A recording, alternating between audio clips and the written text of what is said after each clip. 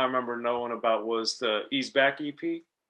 Yes, sir. So these are on Mob City Records. What was that, and what is that? There was there were two main stations on opposite ends of the city. College Radio, Northwestern University had WNUR, University of Chicago and Hyde Park had WHBK.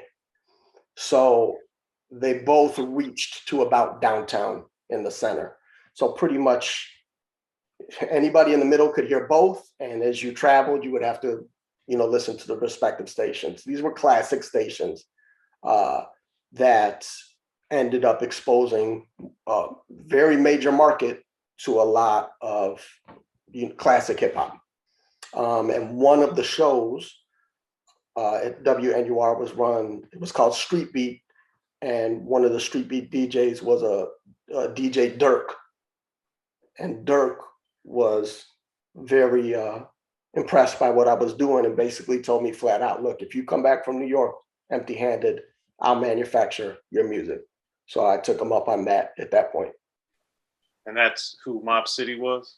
That's who Mob City was. Okay. So interesting you said, because I also, even though I heard Ill State of Mind, which I knew to be your next project with the Roughneck Rudeness, where you say you make other white boys want to rap. Mm-hmm. I had known that, but even still visually, I was still confused. So as you were in Chicago, were people thinking you were mixed or Puerto Rican or something else? Did they know you were white? Did they care? Like, what was happening? Chicago was very unique. If you've lived here, then you kind of know. I've been to a lot of cities throughout the country, and no place is like where I'm from. Culturally, historically, I'll give you an example. I lived next door. My best friend growing up, his father was General Crook. If you're not familiar with who that is, it's a famous soul singer who, large professor. A lot of people have sampled General Crook's music. This was my neighbor. So I was able to see him interact as a local celebrity in the neighborhood and how people watched him and watched how he moved. We're talking the 80s, so his career was at its tail end, but he was in the neighborhood. Down the block was a bar, Cuban bar, Playa Azul. And in front of the bar every day is Minnie Minoso, first Black player on the Chicago White Sox. Smokes a cigar, hangs out in a mink. I mean, these are all very relevant, culturally speaking, figures. My buddy told me his first memory with his father, General Crook, was going around the corner to Curtis Mayfield's house. So these people, these historic figures are in the neighborhood. So I never felt like an anomaly. I never felt like I was being interpreted that way. As long as what you were doing artistically was respectable and the standard in Chicago is high, they're not going to just let anything pass. This is the home of gangbanging. This is the home of the headquarters of the Nation of Islam. There's not going to be some random white dude that's going to get to just act however he wants and he'll get a pass unless it's true to what we're doing and what we're trying to portray. So it was pretty much a non-issue, almost to a fault with regard to marketing. But for my own experience within hip hop and within Chicago, it was a blessing because it meant that what I was doing was embraced and recognized as just good music. Gotcha. And something that I know a lot of artists have done, and now I'm going to include you with this, with Ease Back and with Ill State of Mind, you had a two to your jaw on both, for instance. So Correct. what made you want to put these songs on more than one project, or that song in particular? So the EP that you referred to, the Ease Back EP, I looked at it, it was vinyl only, but I looked at it more like a maxi single as a tape collector myself, the maxi single, I know Paris used to release a lot of maxi singles. So they were like not quite an EP. It had instrumentals. It had different versions of songs, remixes, and it might have a B-side or even a third song. So I looked at it more, that EP, as more of a maxi single, which meant when the full length came out, certain songs would carry over. I might mix them better or improve upon them, add an extra verse, do something to make it so that between the two, I'm still giving the consumer something extra if they bought the first thing. But that's how I perceived that release as a maxi. It was just a precursor to what would ultimately become Ill State of Mind, which was the first full-length album. Right. And you have, at this point, you put out 3 projects, singles, however you want to look at it, or maxi singles, EPs, what have you. And this is around getting to the 93 era with Chicago. I think one of the things that's great about Chicago is the different sounds and styles, but I also think, like the Bay, that really hurt Chicago because there wasn't until a little bit later a sound of Chicago that people really identified with. And your music to this point, to me, was like very slow, has a lot of scratching, a lot of samples. It's dark. So what were you finding reaction wise as far as sales? Were you selling enough to make a living? Were you like getting a lot of these radio station independently getting played? Were you getting able to do shows in Gary or Indianapolis or Cleveland or something? Like, what was going on? Well, the region in general is behind at this time.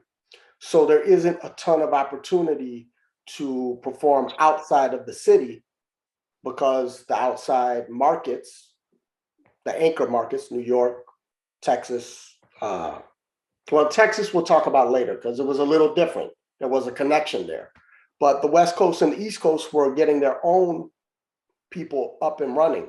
So unless you were on a major, they weren't trying to pull guys in unless they were their own independent guys. So with that being said, there wasn't a huge opportunity outside of when artists would come to the city. And this is something that Ill State as a crew, and we could talk about that. There's 4 kind of anchor crews within the city at this time. Dem There, which Common comes from, Matt's crew on the west side, which Twister and Do or Die have affiliation with. Shy Rock, which more or less everybody, all the different crews kind of have some sort of connection with, and then Ill State. And without talking about, things that people wouldn't be aware of without having grown up here, we were all there trying to fight for these same positions. Anytime an artist would come, it was a big deal to try to get that opening slot. Ill State muscled our way because I would say we had some good footing independently and some good connections streetwise that we were able to make it be that whoever came here, Ill State, somebody from Ill State open. So break down, who was Ill State and how did you get affiliated with them? Ill State, in terms of artists, people would be familiar with, nationally recognized artists. Legendary Trackster, myself, Toxic, who has done some platinum production as well. And then there's a slew of other very great artists that, people may not be familiar with the names nationally, but Kingdom Rock and Chain. And so we had a few groups, The Chamber, which was one, they ended up coming out on Ichiban. D to the S, which spawned the legendary Trackster, but he was a rapper at this time, rapper producer. And then Kingdom was instrumental in Twister's career, and he was the founder of Ill State. So there's a lot of affiliation and overlapping affiliation. So we were just trying to get in the game, and we were, for lack of a better description, kind of thugging it out. and making sure that when people came here, because we were kind of dependent on them coming to us for certain purposes, that they understood that we were the go-to. And how did you end up finding those guys if they're from different parts of the city than you? They were recording up north at the same studio I was recording at. And keep in mind, they're very early on at this time. They have no releases, official releases. So we're all kind of just demoing music. And I'm hugely impressed with Toxic at this time as a rapper. There was just there were a lot of great artists in the crew. So as a hip hop fan, when I'm seeing them record, uh, I can tell this is on par with what I would buy. Now, I believe the same of myself, but I know what I'm hearing is good. So when they're returning the respect and the interest, then it's a definite confidence builder, because there's artists now from the West Side and the South Side validating what I'm doing from up north. Right. And what with that, back to your music itself in particular, where did your sound and your feel come from? Because it was very distinctive, not only from Chicago, but it kind of also wasn't what a lot, especially on a bigger side, and from knowing later on who you liked and stuff, it didn't seem to reflect the Schoolie D's, the Hilltop Hustlers, the stuff that I know that you like. Where did your sound, especially as you got more prominent producing your own stuff, where was this coming from and what drew you to it? Well, so I have an MPC 60. I don't have keyboards at this time as a producer. So I'm making a lot of my own beats. And as a hip hop fan, I like a lot of gangster rap. Even the hip hop I grew up appreciating, whether it was Schoolie D, Just Ice, Ice T, Ghetto Boys, uh, it's all gangster undertoned, you know. So when I'm making beats, I don't have keyboards to make gangster beats. So I'm making what I believe are like very hard gangster beats, but because it's all samples, it's hip hopped out. And being a huge fan of the culture, I mean, I'm putting scratching in, naturally putting in so many hip hop elements. So though I believe I'm making street music, the hip hop undertone is so relevant that it becomes this kind of meshing of the worlds, where it's like kind of, I mean, I called it at the time hardcore hip hop. That was the best way to define it. But hardcore hip hop already had its own truth. I was just making something new out of Chicago, uh, street hip hop, I suppose. There you go. Okay.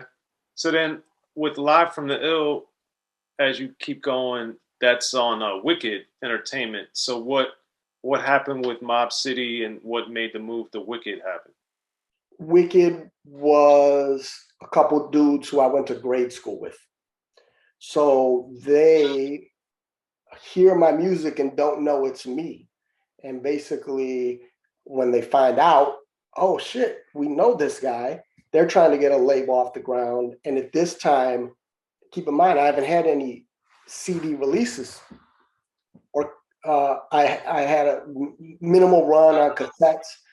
The best thing about what I was doing was we were selling out. So we weren't manufacturing massive numbers, but everything we made, we sold. So it was very encouraging. But instead of repressing, I would just want to go on to the next thing to try to get something new and interesting out so I could keep the interest of the people I had gotten on board. So the offer from them was, we'll make CDs. And I had already hit all these record pools that I was doing through Mob City, and those people were familiar with me, and I knew I kind of had to expand on what I was doing. So if they were going to put the money behind manufacturing cassettes and CDs and vinyl, would be on the back burner at that point in the business that needed to happen. I couldn't not have people listening to my music in the car. They had to be able to hear it in the car. Be sure to check out the History of Gangster Rap by Soren Baker. He's official. History of Gangster Rap features exclusive interviews with Ice-T, Snoop Dogg, MC Ren, the D.O.C, and dozens of others. The History of Gangster Rap, a definitive look at how Los Angeles changed rap forever. In Los Angeles, the streets definitely set the tone of the hip-hop music. At 19, I got a $50,000 car. My whole angle always was, I'll be street, but I will always tell you the horrors that go along with this life. There will be penalties and casualties for just wearing the wrong color in somebody's neighborhood. And once gangster rap made it from the streets to the TV, the genre exploded. With Fab 5 on Yo MTV Raps with NWA. Yo MTV, it just catapulted us from being local heroes to national gangbang rappers. The History of Gangster Rap discusses it all from 1980 up till today. It's always gonna be shit happening in the streets. You know what I mean? So it's always gonna be something to talk about. The History of Gangster Rap in stores now.